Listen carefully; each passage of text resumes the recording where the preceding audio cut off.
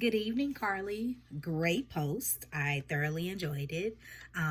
Bravo to you for being safe and being secure enough to choose social media.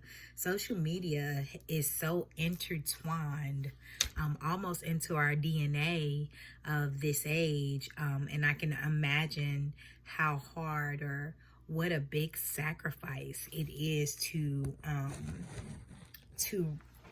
give it up. Even for 2 days, you've done it for 6 weeks. So definitely you should be celebrating yourself, celebrating the monumental progress that you've made thus far.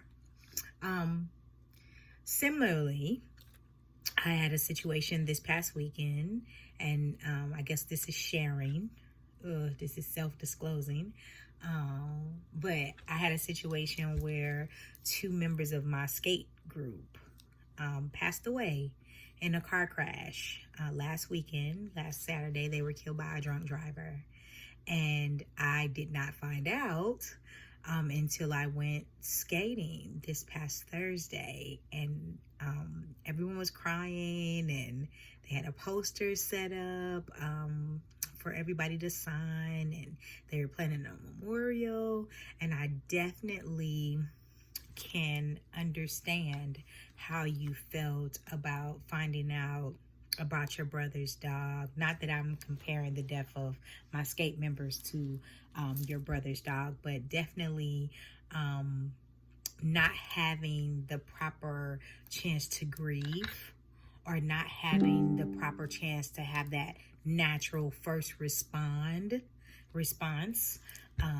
because you didn't find out until after, and you didn't find out until later. So definitely I commend you on being able to understand that, your relapse was because of that particular situation. And I am grateful that you were able to give yourself the grace to be able to go and find out what was going on with your loved one, and to be supportive to them in that way. I also commend you on finding those various other activities that you could do, spending more time with your husband, reading, exercising, things that we lose while we're scrolling, right? Especially now that we're students, we're working all day, some of us on computers, and then we're at school all night, some of us on the computer. So definitely being able to stay away from social media with being so attached to the computer and everything is definitely an achievement.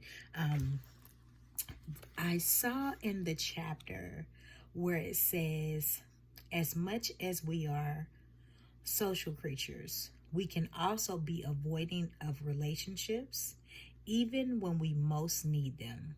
Some of us are better at relationships than others.